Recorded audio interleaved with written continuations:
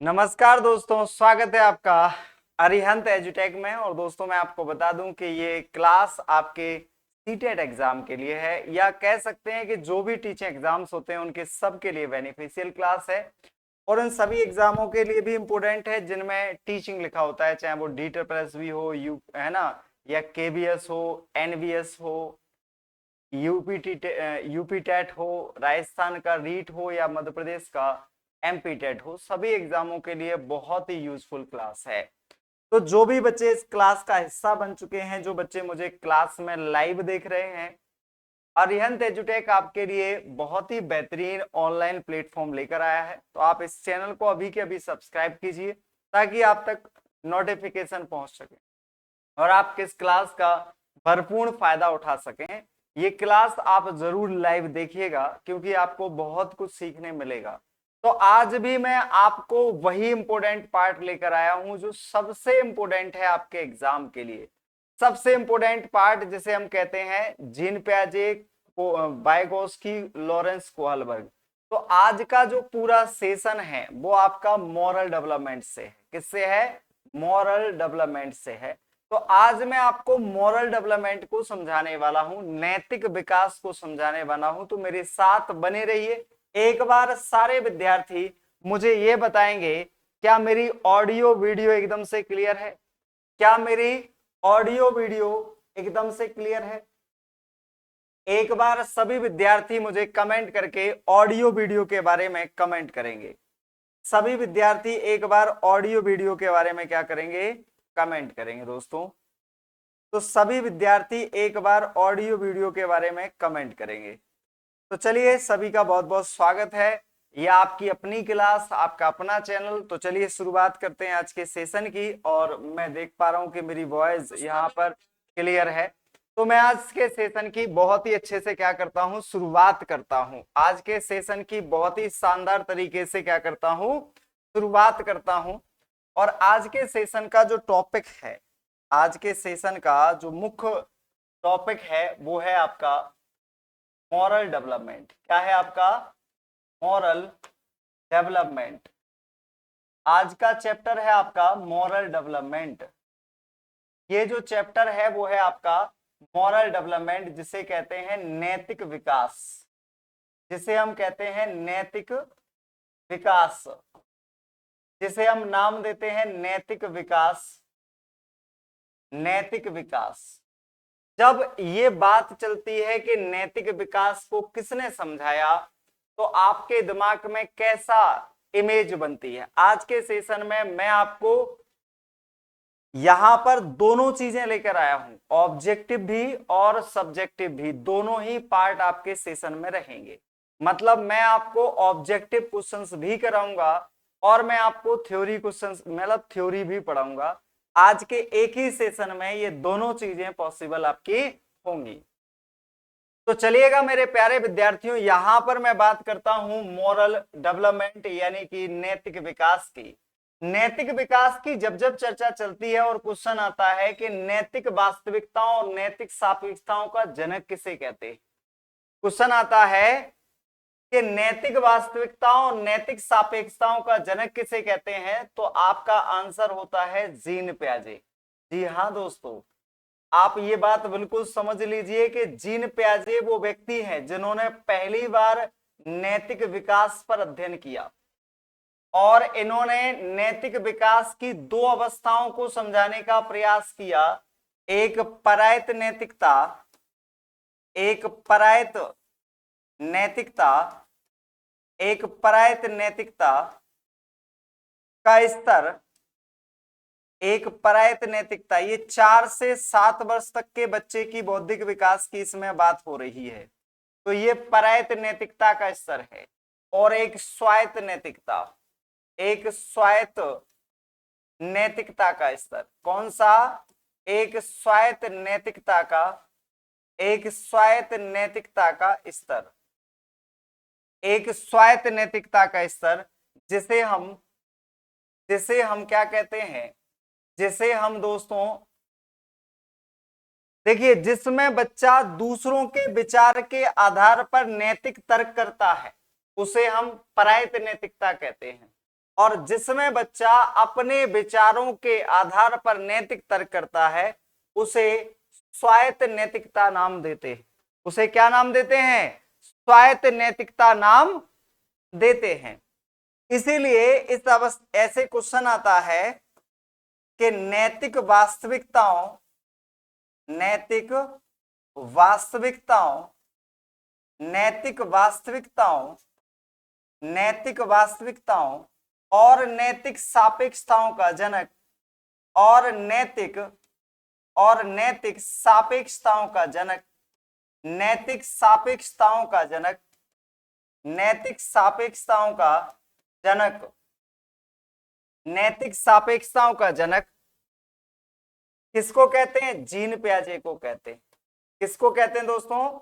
Gene पियाजे को कहते हैं। नैतिक वास्तविकताओं और नैतिक सापेक्षताओं का जनक जीन पियाजे को कहते हैं।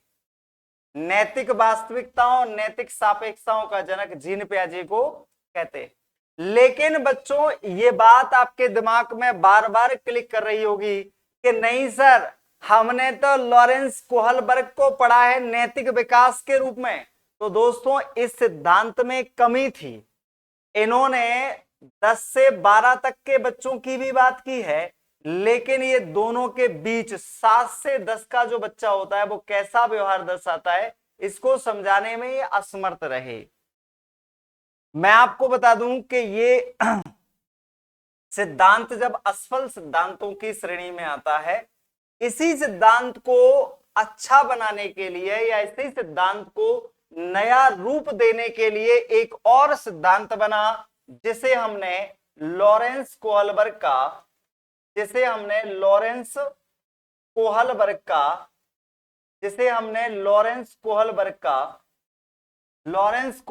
का नैतिक विकास का सिद्धांत कहा। नैतिक विकास का सिद्धांत कहा, जिसे नैतिक विकास का सिद्धांत नाम दिया। क्या नाम दिया? नैतिक विकास का सिद्धांत नाम दिया। क्या नाम दिया? नैतिक विकास का सिद्धांत, जिसे हमने मॉरल डेवलपमेंट थ्योरी नाम दिया। मॉरल डेवलपमेंट थ्योरी नाम दिया। मॉरल डेवलपमेंट नाम दिया। क्या नाम दिया इसको? मॉरल डेवलपमेंट नाम दिया। नैतिक विकास की बात की। और ये सिद्धांत जीन पियाजे से प्रेरित होकर दिया गया एक सिद्धांत था। मतलब जीन पियाजे से प्रभावित होकर इन्होंने क्या किया था? एक सिद्धांत इसमें दिया था। तो जो भी बच्चे यहाँ पर लाइव हैं, जो बच्चे इस क्लास को लाइव वॉच कर रहे हैं, मुझे एक बार कमेंट करके बताएं क्या उनको मेरी क्लास सही दिख रही है, क्या ऑडियो वीडियो एकदम से क्लियर है। तो मेरे सारे प्यारे विद्यार्थी जो मेरी क्लास में लाइव हैं, जो मेरे प्यारे विद्यार्थी मेरी क्लास में लाइव हैं और क्लास को लाइव वॉच कर रहे हैं, वो एक बार कमेंट कर दें। वो सभी विद्यार्थी एक बार कमेंट कर दें और क्लास के बारे में बताएं। क्या उन्हें सारी चीजें प्रॉपर विजुअल हैं? क्या उन्हें सारी चीजें प्रॉपर विजुअल हैं? Yes, we are live now. तो यहां पर प्रत्येक बच्चा अपनी क्लास के बारे में बता सकता है कि आपने जीन पियाजे, जैसे कि मैं आपको बता दूं कि आपका सीटेट का एग्जाम जो है सबसे ज्यादा वेटेज यही थ्योरी रखते हैं। इस वजह से मैंने आपके लिए सिद्धांत को रखा लॉरेंस कोहलबर्ग का नैतिक विकास का सिद्धांत। अब हम बात करते हैं डिटेल में नैतिक विकास की।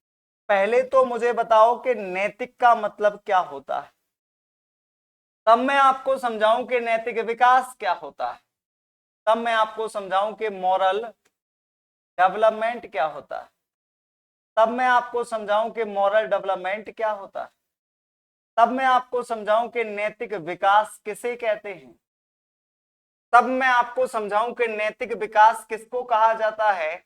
नैतिक विकास जिसे कोहलबर्ग ने समझाया। और याद रखना यहां पर प्रोनाउंसिएशन के लिए कोहलबर्ग ने इसे समझाया। मैं आपको बता दूं, एक कोहलर हैं, एक कोहलमान है और एक कोहलबर्ग हैं, ये सब अलग अलग हैं। कोहल वर्ग है नैतिक विकास से संबंधित, कोहलर है अंतर्दृष्टि अधिगम सिद्धांत यानी कि गेस्टाल्टवाद से संबंधित, और कोहल मान है बुद्धि के आईक्यू से संबंधित। तो इनमें जो मैंने आपको नाम बताए वो सब अलग अलग मनोवैज्ञानिक हैं, और आपको पूरी शिद्दत के साथ ये याद रखना है कि सिद्धांत का आधार क्या है। तो ये सिद्धांत नैतिकताओं पर आधारित है, और नैतिकता होती क्या है? जो नीति के अनुसार सच है, ऐसा व्यवहार जिसमें नीति, धर्म, समाज, संस्कृति झलकती हो, वो नैतिक है। जैसे झूठ बोलना पाप है, चोरी करना पाप है, भाई आप नैतिक गलत हो, इथिकल गलत हो। जैसे एक व्यक्ति कानूनी नियमों को तोड़ता है तो वो अपराधी हो सकता है, लेकिन वो पापी हमेशा नहीं हो सकता। हो सकता है कि उसने किसी की जान बचाने के लिए कुछ किया हो। तो पाप और अपराध में अंतर क्या है? तो सबसे बड़ा जो अंतर पाप अपराध में है कि पाप जो होता है नैतिक मूल्यों से जुड़ा होता है, नैतिक मूल्यों को तोड़ना पाप कहलाता है, और कानूनी नियमों को तोड़ना अपराध कहलाता है। हो सकता है कि अपराधी नैतिक और कानूनी दोनों नियमों को तोड़कर बना हो, वो भी एक सेंस है। अब इस कहानी का पूरा सार क्या है? इन्होंने जीन पियाजे के सिद्धांत से प्रेरित होकर लॉरेंस कोहलबर्ग ने विकास का एक सिद्धांत दिया। इनके सिद्धांत में इन्होंने बच्चों के व्यवहार का ऑब्जर्वेशन किया। क्या किया? ऑब्जर्वेशन किया। और इन्होंने बच्चों के इंटरव्यू लिए। क्या किया? इंटरव्यू लिए। बच्चों को इन्होंने मॉरल स्टोरी सुनाई। क्या सुनाई? मॉरल स्टोरी सुनाई इन्होंने बच्चों को। ये मॉरल स्टोरियों में कई कहानियां थी, जिसमें से एक कहानी बड़ी फेमस हुई जिसका नाम था हिंज की डिलेमा। क्या नाम था? हिंज की डिलेमा। हिंज की डिलेमा। डिलेमा मतलब होता है दुविधा। डिलेमा मतलब होता है बच्चों क्या? दुविधा। तो इन्होंने सबसे ज्यादा इस मुद्दे पर बात की कि जो हेंज नाम का व्यक्ति था उसकी सबसे बड़ी दुविधा क्या थी। और मैं आपको बता दूं कि ये सबसे बड़ी दुविधा किस टाइप की थी और उसमें क्या परेशानी थी। हेंज नाम का एक व्यक्ति था, इसकी एक पत्नी थी, और वो पत्नी बीमार थी। जैसे मान लो अपने यहाँ कोरोना आया, और कोरोना में कोई किसी की पत्नी बीमार हो जाए, और उसे एक ऐसी बीमारी हो जाए जिसका कोई इलाज ही संभव ना हो, पॉसिबल ही ना हो कोई इलाज। ऐसी कोई बीमारी हो जाए जिसका कोई इलाज संभव ना हो, लेकिन वहीं के फार्मासिस्ट ने क्या बनाई हो? एक वैक्सीन बनाई हो। हालांकि अभी वैक्सीन बड़ी चर्चा का विषय है, क्योंकि जो वैक्सीन सबको लगी है उसके कारण से कुछ ऐसे सिम्टम्स पाए जा रहे हैं जो हार्ट अटैक या अन्य बीमारियों का न्योता दे रहे हैं। और हमने ऐसा भी सुना है कि वही वैक्सीन बनाने वाली कंपनी ने 600 करोड़ दान किया है। तो कुछ काला लग रहा है या दाल काली लग रही है, इसमें हम विचार, आप लोग विचार करिए, हम कुछ ना कह रहे, है ना। नहीं आप कहोगे कि आप सर पढ़ाते पढ़ाते राजनीति की बातें करने लगे। अब देखिए, हिंज नाम का एक व्यक्ति था, उसकी एक पत्नी थी जो बीमार थी, ऐसी बीमारी जिसका कोई इलाज संभव नहीं था। वहीं के फार्मासिस्ट ने एक वैक्सीन बनाया और एक पत्नी बच सकती थी उससे, लेकिन एक ही व्यक्ति पर होने के कारण वो वास्तविक कीमत से 10 गुना महंगी बेच रहा था। जब वो वास्तविक कीमत से 10 गुना महंगी बेच रहा था तो उस दवाई को वो लेने के लिए प्रयास किया। उसने उधार लोगों से पैसे लिए, लेकिन इतने पैसे नहीं जुटा पाया जितने वो दवाई आ रही थी। मान लो 1000 की दवाई 10,000 में आ रही हो, या 100 रुपए की दवाई 1000 में आ रही हो, तो भाई 1000 ही जुटाना उसके लिए बहुत बड़ी बात है, 10,000 कहां से लाए। तो उस कंडीशन में उसने रिक्वेस्ट की कि भैया ये हमें दे दो, ये पैसे हैं ले लो, जितने हैं बाकी बचे भी चुका देंगे, पर पत्नी की जान बचानी है, क्योंकि पत्नी वियोग दुनिया का सबसे बड़ा वियोग है। तो उसने ऐसा बोला कि आप ऐसा कर दो, लेकिन उसने कहा कि हम खैरात बांटने के नहीं बैठे भाई साहब, हमारे पास है तो दुनिया सब लेगी, क्योंकि बीमारी सबको फैल रही है ना। कोरोना में जो आपने देखा था वैसा हाल, गैस सिलेंडर और मेडिसिन थी जो कुछ वो बड़े रेयर मिल रही थी लोगों को, उन्हीं जैसी कुछ सिचुएशन इसमें है, उन्हीं जैसी सिचुएशन कुछ इसमें है। तो मैं आपको बता दूं, उन्हीं जैसी कुछ सिचुएशन है। तो मैं आपको बता दूं कि इसमें एक पत्नी थी जिसकी बीमारी थी और उसका कोई इलाज नहीं था, फार्मासिस्ट ने वैक्सीन बनाया, कोई उपाय नहीं बता, तो उस व्यक्ति ने चोरी की और अपनी पत्नी की जान बचा ली। क्या किया? अपनी पत्नी की जान बचा ली। अब ये मोरल ऑफ द स्टोरी ये सुनाई जा रही थी उन बच्चों के सामने जिन्होंने सुना था कि चोरी करना पाप है, झूठ बोलना पाप है, चोरी करेंगे तो जेल हो जाएगी, चोरी करेंगे तो समाज बुरी नजरों से देखेगा, ये उनने सुना था। लेकिन यहां पर उनका मन कह रहा है कि चोरी उसने सही की, जान बच गई। और मोरल ऑफ द स्टोरी उन्हें ऐसा लग रहा है कि चोरी करेगा पुलिस पकड़ ले जाएगी, दंड मिलेगा। अब ये जो कहानी है, पूरी कहानी का जो सार है, इस पर बनते हैं प्रश्न। प्रश्न नंबर पहला बनता है, फर्स्ट क्वेश्चन आपका बनता है, क्या एक पति को पत्नी के लिए चोरी करना चाहिए? क्या एक पति को पत्नी के लिए, क्या एक पति को पत्नी के लिए चोरी करनी चाहिए? पत्नी के लिए चोरी करनी चाहिए? नंबर एक क्वेश्चन है और आपको आंसर यस या नो में देना है। बाद वाले विद्यार्थी भी इस कमेंट को जरूर दें, जो बाद में क्लास देखते हैं वो भी इसका कमेंट करें। क्या एक पति को पत्नी के लिए चोरी करना चाहिए, यस या नो? क्या चोरी करना पाप है? क्या चोरी करना पाप है? क्या चोरी करना पाप है? क्या हाइजेन ने जो किया वो सही किया? क्या हेंज ने जो किया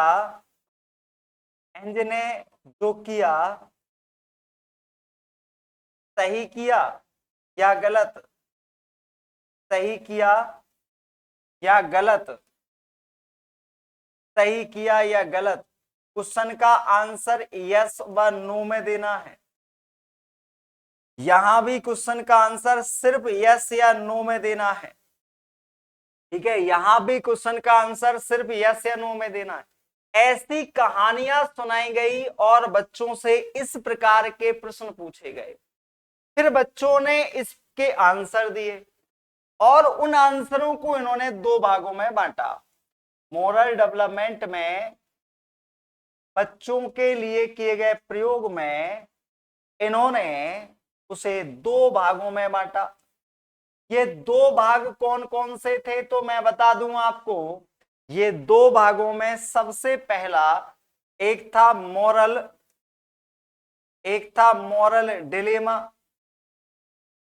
मॉरल डिलेमा, जिसे कहते हैं नैतिक दुविधा, क्योंकि उनके सामने नैतिक दुविधा मतलब होता है जब नैतिकता पर तर्क करते समय वो फंस जाएं तो उसे नैतिक दुविधा कहा जाता है। जब नैतिकता पर तर्क करने में वो असमर्थ हो जाएं तो उसे हम नैतिक दुविधा कहते हैं। क्या कहते हैं? उसे नैतिक दुविधा कहते हैं। उसे नैतिक दुविधा कहते हैं। और एक होता है मॉरल रीजनिंग, एक होता है मॉरल रीजनिंग, जिसे कहते हैं नैतिक तर्कणा, जिसे कहते हैं नैतिक तर्कणा। अब नैतिक मुद्दों को तर्क कर पाता है तो नैतिक तर्कणा, और नैतिक मुद्दों पर तर्क नहीं कर पाता तो नैतिक दुविधा। और दुविधा सुविधा का संबंध किनसे था? इन प्रश्नों से। क्या एक पति को पत्नी के लिए चोरी करना चाहिए, यस या नो? क्या चोरी करना पाप है, यस या नो? क्या हेंज ने सही किया, यस या नो? जब पूछ लें क्या तुम होते तो तुम क्या करते बताओ, हैं? तो ऐसे प्रश्न पूछे गए। अब यहां पर आपको समझ में देखो, क्या एक पति को पत्नी के लिए चोरी करना चाहिए, यहां पर ये जेंडर भूल गए।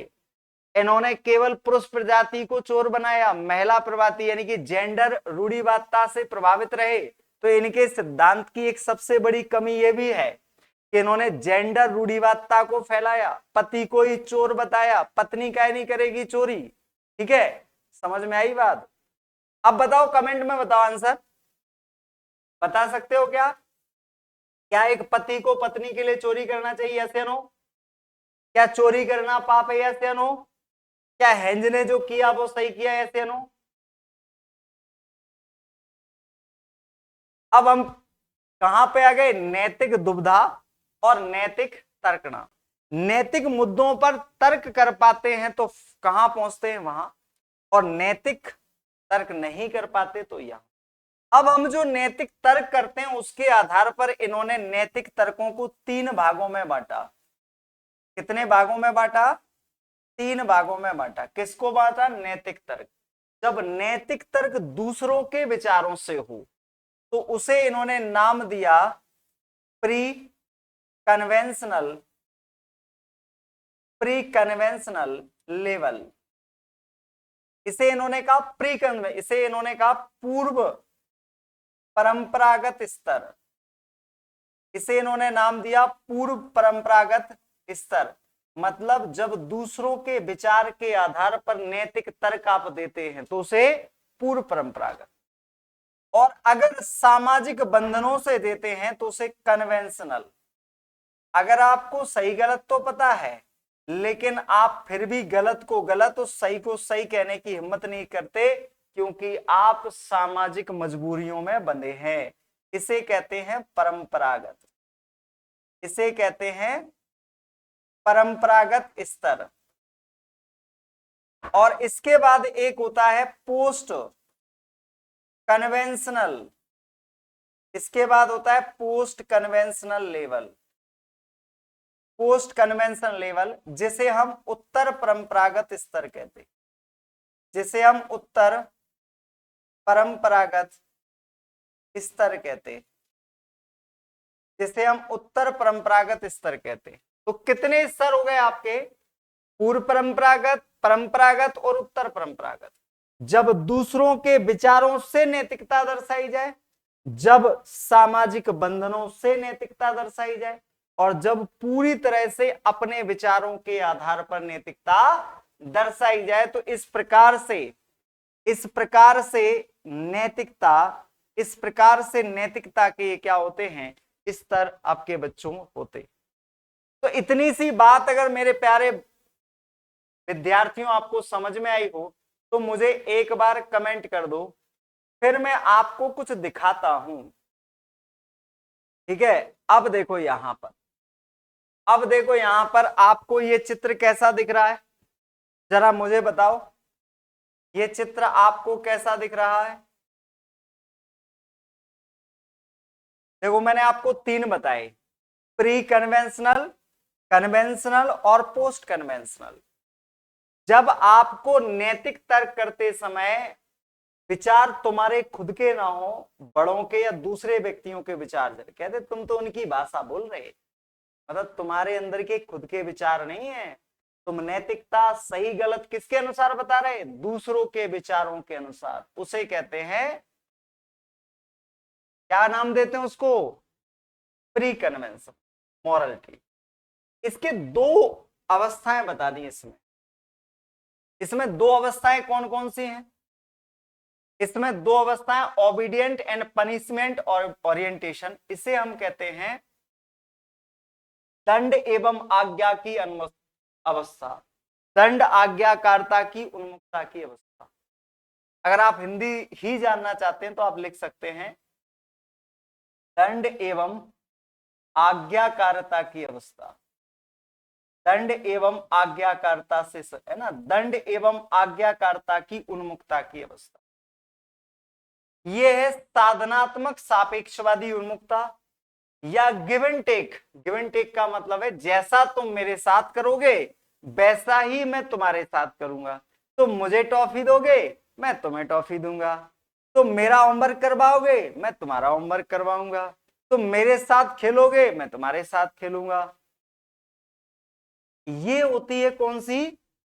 इंडिविजुअलाइज एंड एक्सचेंज स्टेज, इसे एक नाम और दिया गया है, साधनात्मक सापेक्षवादी उन्मुखता की अवस्था। इसे नाम दिया गया है साधनात्मक सापेक्षवादी, साधनात्मक सापेक्षवादी उन्मुखता की अवस्था, साधनात्मक सापेक्षवादी उन्मुखता की अवस्था। ये साधनात्मक का मतलब क्या है? जैसे साधन है, जैसे आसपास का एनवायरमेंट है, वैसी नैतिकता को सीख जाना। जैसे मान लो कि आप एक कॉलोनी में रहते हैं और वो पूरी कॉलोनी एक बेहतरीन एक्सपर्ट चोरों की है, पूरी कॉलोनी, मतलब माहौल है वहां के, कितना बड़ा कौन चोर है भाई सबसे ज्यादा इज्जत पा रहा है, कौन बाइक चुरा के ला रहा है, कौन ट्रैक्टर चुरा के ला रहा है, कौन हवाई जहाज चुरा के ला रहा है, कौन पर्स चुरा के, भाई हिसाब से लेवल है वागो, ठीक है। तो एक बात बताओ, उसमें जो बच्चे पैदा होंगे, जो बच्चे वहां रहते होंगे, क्या उन्हें चोरी करना गलत लगेगा? नहीं लगेगा। तो क्या उन बच्चों की गलती है बड़े होकर वो चोर बनते हैं? नहीं है। इसका मतलब ये हुआ कि जैसे आपने कई मूवियों में देखा होगा कि हीरो जो था अनाथ था, उसको गलत संगत में पड़ के वो डॉन बन गया, बाद में पता चला उसे प्रेम हुआ, तब पता चला कि वो गलत आदमी है, फिर वो सुधरने की कोशिश कर रहा है लेकिन पास्ट पीछा नहीं छोड़ रहा। ये साधनात्मक सापेक्षता है। साधनात्मक का मतलब है जैसे साधन या जैसी व्यवस्थाएं थी वैसा वो सीखा। अब ये अच्छा लड़का अच्छी लड़की, ये सुना आपने? अच्छा लड़का, अच्छा लड़का, अच्छा लड़का अच्छी लड़की की उन्मुखता, ये क्या होता है? मतलब तुमने देखा होगा छोटा बच्चा होता है, उसकी तारीफ कर दो तुम, जा मोड़ा जैसा तो हमारे पूरे खानदान में कोनो मोड़ा नहीं है, आज तक पैदा नहीं हुआ, योगीन बच्चा है, पूरे दिन काम करवाओ उससे तुम ठीक है, पूरे दिन दौड़ दौड़ के काम करेगा वो आपका। क्यों? क्योंकि कौन सी नैतिकता है? अच्छा लड़का, दूसरों की नजरों में अच्छा बनने की नैतिकता। तो नैतिकता का आधार क्या है? दूसरे, कई बार तुमने देखा होगा कि एक प्रभावशाली व्यक्ति गलत काम कर रहा है, गलत बोल रहा है, तो उसके जो चापलूस होते हैं वो उसकी बात को सही करने के लिए कई बार गलत बात को सही करने की कोशिश करते हैं। समझ गए? तो उसे क्या कहते हैं? दूसरों की नजरों में अच्छा बनने की। जैसे कई बार बच्चे पढ़ते नहीं है लेकिन माता पिता को दिखाने के लिए किताब रख लेते हैं सामने, खोल के बैठ जाते हैं, फिर सो जाते हैं, फिर पढ़ लेते हैं। एक होता है सामाजिक व्यवस्था के सम्मान की अवस्था, सामाजिक व्यवस्था के, सामाजिक व्यवस्था के सम्मान की अवस्था। ये क्या होती है? मतलब हमें पता है गलत क्या है सही क्या है। जैसे मैं यादव हूं और मान लो सपोज दैट कि यादवों में कोई ऐसी प्रथा हो हमारे समाज में जो गलत हो, धोखे से शुरू हो गई हो लेकिन चली आ रही हो, और हम उसका विरोध नहीं कर पा रहे। क्यों? अगर करते हैं तो हमारे अपने ही हमारे विरोधी बन जाएंगे। इसलिए इस डर से हम नैतिक होने के बाद भी नैतिकता को दर्शाने का साहस नहीं कर पाते। जैसे इंटरकास्ट मैरिज कोई अपराध थोड़ी है, लेकिन करना मुश्किल है। आज भी कई ऐसी जातियां हैं, धर्म है, जो इंटरकास्ट मैरिज को पूरी जिंदगी संघर्ष में ही निकाल देते हैं, फिर उनको कोई सम्मान नहीं मिलता। तो कहने का सेंस है सामाजिक व्यवस्था के सम्मान। मतलब हम इसलिए नैतिकता दर्शाते हैं ताकि सामाजिक व्यवस्थाएं खराब ना हो। तो मेंटेनेंस द सोशल ऑर्डर, जो समाज का क्रम है, समाज की व्यवस्थाएं, हम उनको खराब नहीं करना चाहते। नैतिकता का आधार सामाजिक बंधन है। हम जानते हैं जाति कुछ नहीं होती, धर्म कुछ नहीं होता, वंश कुछ नहीं होता, समाज कुछ नहीं होता, ये इंसानों के द्वारा इंसानों के लिए बनाई गई व्यवस्था है। लेकिन फिर भी हम सब मानते हैं, धर्म भी मानते हैं, जाति भी मानते हैं, वंश भी मानते हैं। तो ये आपका क्या है? सामाजिक। एक होता है सामाजिक अनुबंध की अवस्था, सामाजिक अनुबंध की अवस्था, सामाजिक अनुबंध की अवस्था। ये सामाजिक अनुबंध का मतलब होता है सोशल कॉन्ट्रैक्ट।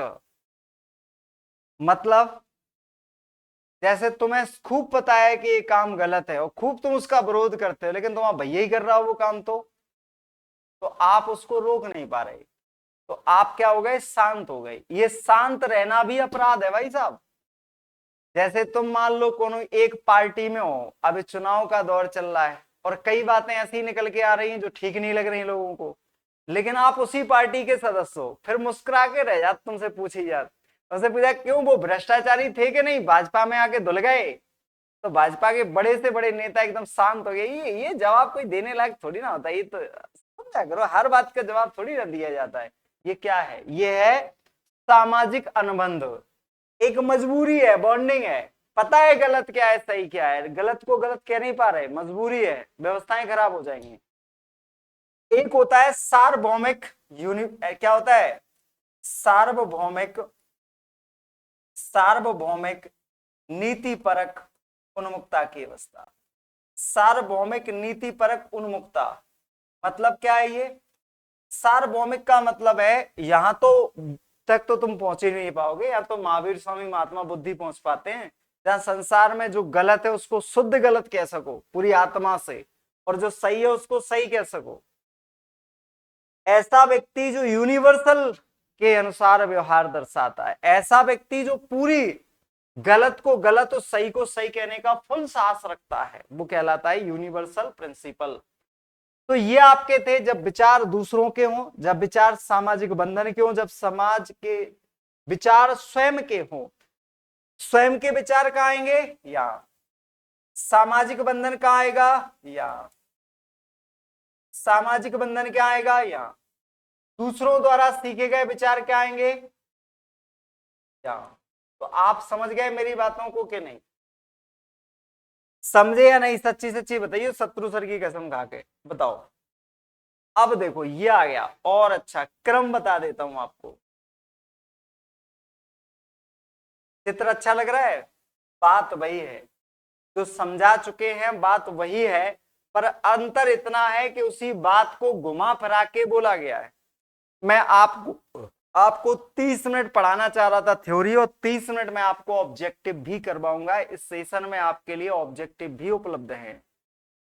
तो ये आपके सामने है, मॉरल डेवलपमेंट स्टेजेस कितनी होती हैं, तो आपको बताना है। सबसे पहली होती है दंड एवं आज्ञाकारिता, दूसरी होती है कौन सा, आदान प्रदान वाली, गिव एंड टेक वाली। देखो भाई, देखो गिव एंड टेक हो रहा है, सेल्फ इंटरेस्ट है, good boy, law and order, morality, social contract और प्रिंसिपल। ये वही बात है जो मैंने आपको बताई, 3 से लेके 7 वर्ष तक का, 8 से लेके 13 वर्ष तक का, और बड़ा बच्ची इसमें आता है, इसमें आता है। तो इस तरीके से व्यक्ति के अंदर नैतिकता पनपती है। अब अगर आपको इसी चीज को भाषा में पढ़ना है, किताबी भाषा में पढ़ना है, हमारी बात आपको ज्यादा अच्छी ना ही लगी, मान लो सपोज दैट कि आपको हम अच्छे ना लगे, अब किताबी पे भरोसा है तो सुन लो भाई, किताब सुना देते, ठीक है। अब आप सुन लो, कोलबर्ग के सिद्धांत की रूपरेखा जटिलता के क्रम से व्यवस्थित होती है। 6 चरणों में यह अवस्था बताई गई है। कौन कौन से चरण हैं, सबसे पहला है पूर्व परंपरागत स्तर। पूर्व परंपरागत स्तर नैतिकता को बाह्य रूप से नियंत्रित किया जाता है। सजा से बचने, पुरस्कार प्राप्त करने के लिए, प्राधिकारियों द्वारा लगाए गए नियमों का पालन करने के लिए यह विचार शामिल है। जो सही है वह सही है, जिसका कोई बच सकता है। जो व्यक्तिगत रूप से संतोषजनक है, लेवल इसमें आता है, 2 में आता है। अब देखो सजा, आज्ञाकारिता, बाह्य उद्देश्य, जो मैंने अभी बताया आपको गिव एंड टेक, इसमें आएगा। तो मैंने बताया सजा से बचने के लिए, आज्ञा को मानने के लिए, ये फर्स्ट वाली स्टेज थी। अब आता है पारस्परिक स्तर। पारस्परिक स्तर सामाजिक नियमों का अनुपालन करना है। जो समाज के बंधन है, समाज के रीति रिवाज हैं, समाज की मर्यादाएं हैं, सामाजिक बंधन है। हालांकि जो स्वाहित में हटकर अन्य लोगों और सामाजिक प्राणियों के साथ संबंधों पर केंद्रित हो जाता है, व्यक्ति उन नियमों का समर्थन करता, प्रयास करता है जो माता पिता, साथी, सरकार जैसे अन्य लोगों द्वारा उनकी स्वीकृति प्राप्त करने और सामाजिक व्यवस्था बनाए रखने के निर्धारित करता है। ठीक है, तो इसमें वो आता है। अच्छा लगा छिड़की, आप जानते हैं, जो दूसरों की नजरों में स्नेह पाने और उनका अटेंशन पाने के लिए दूसरों की नजरों में अच्छा बनने का जो प्रयास करता है, उसे हम अच्छा लड़का अच्छी लड़की कहते हैं। कानूनी व्यवस्था उन्मुखीकरण, सामाजिक नियम कानून व्यवस्था को निर्धारित करते हैं। व्यक्ति अब बड़े परिप्रेक्ष्य यानी सामाजिक कानूनों को ध्यान में रखता है। नैतिक निर्णय लेते समय जो समाज द्वारा नहीं बल्कि कानून द्वारा बनाए गए नियमों को ज्यादा महत्व देता है। उत्तर परंपरागत स्तर, इसमें समाज मवाज सबको छोड़कर व्यक्ति अपने विचार अपने दृष्टिकोण से किसी चीज को गलत सही बता सकता है। अमूर्त सिद्धांत बनाता है, खुद के मूल्य और आदर्श खुद के होते हैं। किसी भी चीज के बारे में बताने के लिए खुद का विचार आ जाते हैं, वो सबसे बड़ी स्टेज इसमें होती है। सामाजिक अनुबंध, व्यक्तिगत अधिकार व्यवहार को निर्धारित करते हैं। व्यक्ति कानूनों और नियमों को माननीय उद्देश्यों में सुधार के लिए लचीले उपकरण के रूप में देखता है, अर्थात सही स्थिति को देखते हुए नियमों में अपवाद भी होते हैं जब कानून व्यक्तिगत अधिकारों और बहुसंख्यकों के हित के अनुरूप नहीं होते। नेक्स्ट है सार्वभौमिक। सार्वभौमिक का मतलब होता है जो यूनिवर्सल है, जो सबके लिए है, जैसा है वो सबके लिए है। ये यूनिवर्सल का कॉन्सेप्ट होता है। यूनिवर्सल का मतलब किसी एक के लिए ना बनके वो कानून या व्यवस्थाएं सबके लिए समान है, उसे हम यूनिवर्सल कॉन्सेप्ट कहते हैं। अगर इतनी सी बात समझ में आ जाए मेरे प्यारे बहनों भाइयों, तो अब हम चलते हैं प्रश्नों की ओर। हमारा उद्देश्य वन स्टेप, जो फर्स्ट स्टेप था कि आपको मैं जो समझाना चाह रहा था वो कॉन्सेप्ट में समझाने में सफल रहा हूं। अब मैं यहां से आगे बढ़ना चाहता हूं किसमें, अब मेरा उद्देश्य है कि मैं आपको क्वेश्चन समझाऊं। अब आता है लॉरेंस कोहलबर्ग ने हेंज की दुविधा पर बच्चों की प्रतिक्रिया के आधार पर विकास की किस विभिन्न अवस्थाओं को प्रतिपादित किया है। अबे पढ़े थे भाई, जिसकी पत्नी बीमार थी, हेंज नाम का जो व्यक्ति था जिसकी पत्नी बीमार थी, उसके ऊपर तर्क हो रहे थे, कुछ बच्चे तर्क देने में सक्षम नहीं थे। ये किस पर आधारित था, ये किस पर आधारित था? आपसे प्रश्न ये है, क्या ये नैतिक विकास पर आधारित था, या फिर ये सोशल डेवलपमेंट सामाजिक विकास पर आधारित था, या फिर मनोवैज्ञानिक विकास पर आधारित था, या व्यक्तिगत विकास पर? अगर ये क्वेश्चन तुम्हारा गलत हो गया तो जो समझ लियो हम तुम्हारा टैटू दबा देंगे, क्योंकि इससे ज्यादा भाषा हम समझा सकते नहीं है। इतना सारा समझाया, लास्ट में तुम पूछोगे सीता किसकी जोरू या पत्नी, पूरी रामायण खत्म हो गई और लास्ट में आप पूछ रहे हमसे, तो गड़बड़ हो जाएगी। क्योंकि ये क्वेश्चन क्या था, मॉरल डेवलपमेंट यानी नैतिक विकास से था। किससे था? ये जो प्रश्न था वो किससे था? मॉरल डेवलपमेंट से था। ये जो प्रश्न आपका था वो मॉरल डेवलपमेंट से था, मतलब नैतिक विकास से जुड़ा था। तो आपका प्रश्न सही जवाब क्या है? नैतिक विकास है। नैतिक का मतलब होता है जो नीति के अनुसार सही है, जो आपको ईमानदार होना चाहिए, क्योंकि इससे आपके माता पिता आप पर गर्व करेंगे। फातिमा कोहलबर्ग के नैतिक विकास के चिंतन के स्तर पर है। मतलब क्या है? फातिमा एक मैडम है और क्या कह रही हैं कि तुम्हें क्या करना चाहिए? ईमानदार होना चाहिए। कौनदार? ईमान होना चाहिए, तुम्हारा कोई अपना ईमान धर्म होना चाहिए। अगर ऐसा आप करते हैं तो आपके माता पिता को आप पर गर्व होगा। इसका मतलब तुम ईमानदार नहीं हो, नैतिकता के आधार पर दिखावे के लिए ईमानदार बनने की कोशिश कर रहे हो। जब आप दूसरों के अटेंशन के लिए, जब आप दूसरों के विचारों के लिए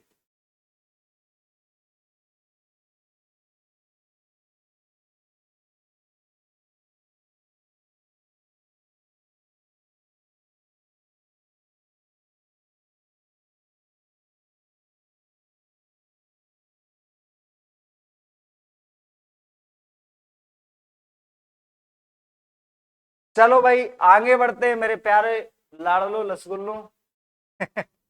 आजकल यूट्यूब पे बच्चों को क्या क्या नाम दिए गए, रसगुल्लो है, लाडलो। मैं तो आपसे कबूतर बोलता हूँ भाई साहब। कबूतर भी बेरोजगार और तुम भी बेरोजगार। कबूतर का काम पहले क्या था? पत्र व्यवहार। आजकल कोई काम ही नहीं बचा, बेरोजगार है शुद्ध। ठीक है, तो इस तरीके से आपको समझना है। तो आपको ईमानदार होना चाहिए। क्यों ईमानदार होना चाहिए? ताकि लोग तुम्हें अच्छा लड़का अच्छी लड़की समझें। ठीक है, क्यों ईमानदार बनना चाहते हो? ताकि दूसरों की नजरों में आपकी इज्जत बढ़ जाए, दूसरे लोग आपको रिस्पेक्ट करें, दूसरों का अटेंशन आप पा सको, इसलिए आपको ईमानदार होना चाहिए। अब आपका प्रश्न आता है कि इनमें से कौन सी उपावस्था लॉरेंस कोलबर्ग के नैतिक विकास की परंपरागत अवस्था के अंतर्गत आती है? आपने 3 पढ़ी थी, पूर्व परंपरागत, परंपरागत और उत्तर परंपरागत। कभी कभी शब्दों के जाल में मत फंस जाना, क्योंकि परंपरागत को रूढ़िगत भी कहते हैं, परंपरागत को लौकिक भी कहते हैं, परंपरागत को कन्वेंशनल भी कहते हैं। तो नहीं तो तुमसे लिख के आ जाए लौकिक स्तर, तुम कहो जो लौकिक का है, रूढ़िगत स्तर, तुम कहो रूढ़िगत क्या, हम तो परंपरागत पढ़ के आए थे। तो परंपरागत को ही रूढ़िगत कहते हैं, रूढ़िगत को ही लौकिक कहते हैं, लौकिक को ही कन्वेंशनल कहते हैं। कन्वेंस का मतलब होता है ढलना, किसी के विचारों में ढल जाना, विचारों के अनुसार सोचने लगना। तो इनमें से कौन सी उपावस्था लॉरेंस कोलबर्ग के नैतिक के परंपरागत में आती है? देखो, सार्वभौमिक तो सबसे ऊपर आती है, अनुबंधन तो इससे संबंधित ही नहीं है, सामाजिक सरोकार, ये आप बताओ इसमें। तो इसका आंसर है सामाजिक सरोकार या फिर आत्मबोध, यही वाली अवस्था आती है। अनीता ने रश्मि का कलम ले लिया और प्रतिशोध में रश्मिक ने अनीता को भोजन खा लिया। एक ने एक का पेन चुरा लिया, दूसरे ने इसके उसके लिए टिफिन खा लिया, और तीसरी बच्ची को पूजा को ये लगता है कि ठीक हुआ। क्यों? उसे लगता है कि एक ने गलत किया था तो दूसरे ने उसका बदला ले लिया, अब दोनों सही हैं अपनी अपनी जगह। तो देखो, अनीता ने रश्मिका के कलम ले लिया और प्रतिशोध में रश्मिका ने अनीता का भोजन खा लिया। पूजा यह सब देख रही थी, किंतु उसने अध्यापका को सूचित नहीं किया, क्योंकि उन दोनों को एक दूसरे के बदला बदली में ले लिया था। लॉरेंस कोलबर्ग के अनुसार जो बिटिया है ये कौन सी अवस्था में आएगी, ये आपसे प्रश्न है ना? क्योंकि उसे लगता है ये सही हुआ, अदला बदली हो गई। तो अदला बदली किस में होती है? अदला बदली होती थी दूसरी अवस्था में, गिव एंड टेक, जिसे हमने यांत्रिक उद्देश्य अवमुखीकरण भी नाम दिया था, गिव एंड टेक की अवस्था भी कहा था, साधनात्मक सापेक्षवादी उन्मुखता की अवस्था भी कहा था। अब देखिए क्वेश्चन, कमल स्वयं को तर्क देता है कि यदि तनु उसे एक क्रेयॉन देगी, क्रेयॉन यहां क्या है? जहां तक एक क्रेयॉन टॉफी होने चाहिए। क्यों भाई, तुम लोगों ने खाई है? कमेंट करो ये क्रेयॉन का हो, हम तो ना खाई। अब देखो, कमल स्वयं को तर्क देता है कि यदि तनु उसे एक क्रेयॉन देगी तो वह उसे भी एक क्रेयॉन देगा, ताकि उपहारों के लेन देन में समानता रहे। कमल लॉरेंस कोलबर्ग के किस अवस्था में है? गिव एंड टेक आ गया, फिर से क्या आ गया? Give and take. क्या आ गया? गिव एंड टेक आ गया। जब गिव एंड टेक आ गया तो ये क्या हो गया? यांत्रिक उद्देश्य अवमुखीकरण, इसका भी आंसर निकलेगा, क्योंकि इसी में साधनात्मक सापेक्षवादी या गिव एंड टेक का से संबंध है। लॉरेंस कोलबर्ग के अनुसार नैतिक विकास से कौन से स्तर पर बच्चा अच्छा लड़का अच्छी लड़की की उन्मुखता को दर्शाता है? अब आपको पता था कि अच्छा लड़का अच्छी लड़की तीसरी अवस्था है, और तीसरी हर अवस्था की दो दो अवस्थाएं, पूर्व परंपरागत की दो, फिर परंपरागत की दो, फिर उत्तर परंपरागत की दो, मतलब प्री कन्वेंशनल की 2, फिर कन्वेंशनल की 2, फिर उसके बाद पोस्ट कन्वेंशनल की भी 2। तो आपसे प्रश्न क्या था? कौन सा अच्छा लड़का अच्छी लड़की? देखो, बताया था मैंने थ्योरी पढ़ाते समय, गांव में क्या कहते हैं, छोरा छोरी या मोड़ा मोड़ी, क्या कहते हैं? ऐसे ही शब्द यूज करते हैं ना। तो वो आपका था परंपरागत स्तर में, इसका था कन्वेंशनल स्टेज। ये तीसरा है जो किस में आता है? कन्वेंशनल लेवल में आता है, ये कन्वेंशनल लेवल में आता है। इसके बाद आता है लॉरेंस कोलबर्ग के अनुसार 7-8 वर्षीय बच्चों में नैतिक निर्णय लेने का क्या आधार होगा? लॉरेंस कोलबर्ग के अनुसार 7-8 वर्षीय बच्चों में नैतिक निर्णय लेने का आधार क्या होगा? सामाजिक व्यवस्था बनाए रखना होगा, सामाजिक अनुबंध बनाए रखना होगा, दंड और आज्ञाकारिता होगा, या सार्वभौमिक नैतिकता होगा। नैतिक निर्णय लेने का आधार क्या होगा? इसमें 7-8 वर्ष के बच्चे में सार्वभौमिक हो नहीं सकता, दंड आज्ञाकारिता छोटा सा है, सामाजिक व्यवस्था वाला आ गया है। 7 से पहले का होता है दंड आज्ञाकारिता। लॉरेंस कोलबर्ग ने नैतिक विकास के सिद्धांत के अनुसार सजा टालने के लिए नियमों का पालन करना किससे बचा है? देखो, सजा से बचने के लिए अगर हम नैतिक नियमों को मान रहे हैं तो दोस्तों हम प्री कन्वेंशनल स्टेज में हैं। तो हम किसमें? Pre conventional. तो फिर हम प्री कन्वेंशनल लेवल में हैं। तो फिर हम प्री कन्वेंशनल लेवल में हैं। अब आता है क्वेश्चन, उस तर्क की पहचान करें जो लॉरेंस कोलबर्ग के सिद्धांत में सामाजिक अनुबंध अभिन्यास के चरणों से जुड़ा है। सामाजिक किससे जुड़ा है? सामाजिक अनुबंध, और सामाजिक अनुबंध सबसे लास्ट वाली में था। 5वीं अवस्था है सामाजिक।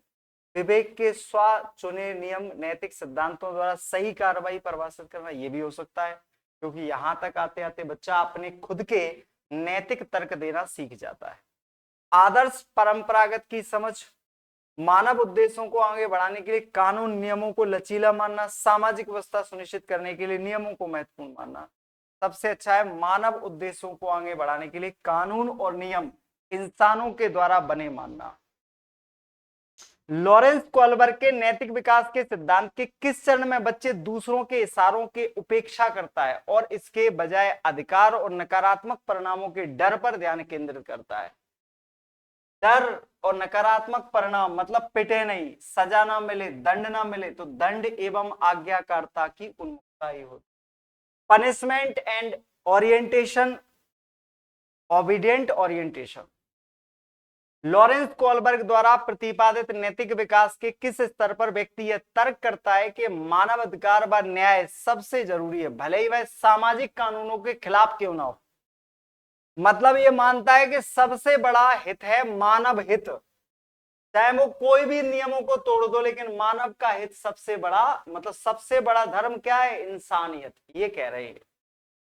आज्ञाकारिता ये बिल्कुल सही नहीं है, अच्छा लड़का अच्छी लड़की ये भी नहीं है। आधिकारिक सामाजिक क्रम व्यवस्था, सार्वभौमिक नैतिक पग में आके हम ये समझ जाते हैं कि संसार की जितनी भी व्यवस्थाएं हैं वो सब इंसानों के लिए बनी है और इंसानों के हित के लिए बनी है, उनमें बदलाव किया जा सकता है। ये बात यहाँ पर आके समझ में बच्चों को आती है। अब देखो यहाँ पर कोलबर्ग के किस चरण में व्यक्ति तर्क करता है कि सही कार्रवाई विवेक के स्व चुने हुए नैतिक सिद्धांतों पर हो?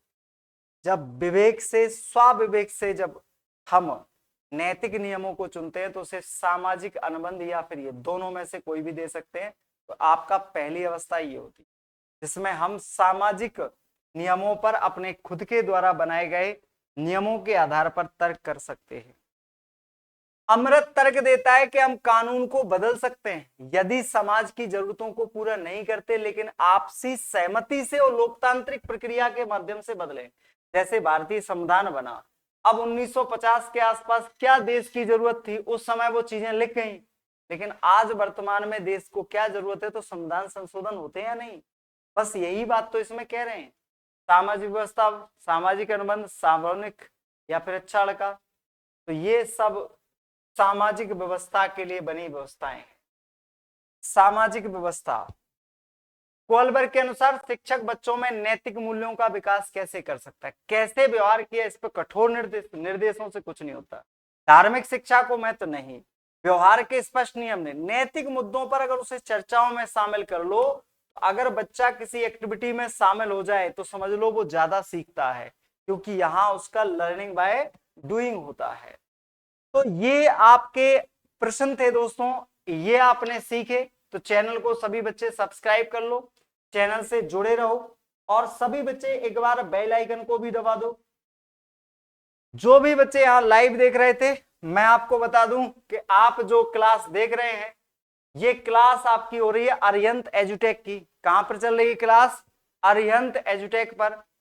और मैं आपको बता दूं कि ये चैनल बहुत ही शानदार चैनल है जो आपके लिए जितने भी कॉम्पिटिटिव एग्जाम होते हैं उन सभी कॉम्पिटिटिव एग्जामों के लिए आपके लिए बेहतरीन कंटेंट के साथ एक बेहतरीन टीम के साथ आपके लिए उपलब्ध यहां पर। तो इसी अभी के अभी इस चैनल को सब्सक्राइब करिए और इस बेल आइकन को दबाइए और इसकी लिंक अपने सभी फ्रेंडों के पास भेज दीजिए ताकि हर व्यक्ति इसका लाभ उठा सके, हर विद्यार्थी इसका क्या उठा सके, लाभ उठा सके। तो चलिए विद्यार्थियों फिर मिलते हैं नेक्स्ट सेशन में, तब तक के लिए नमस्कार, जय हिंद, जय भारत। पढ़ते रहिए, मुस्कुराते रहिए और देखते रहिए अरिहंत एजुटेक।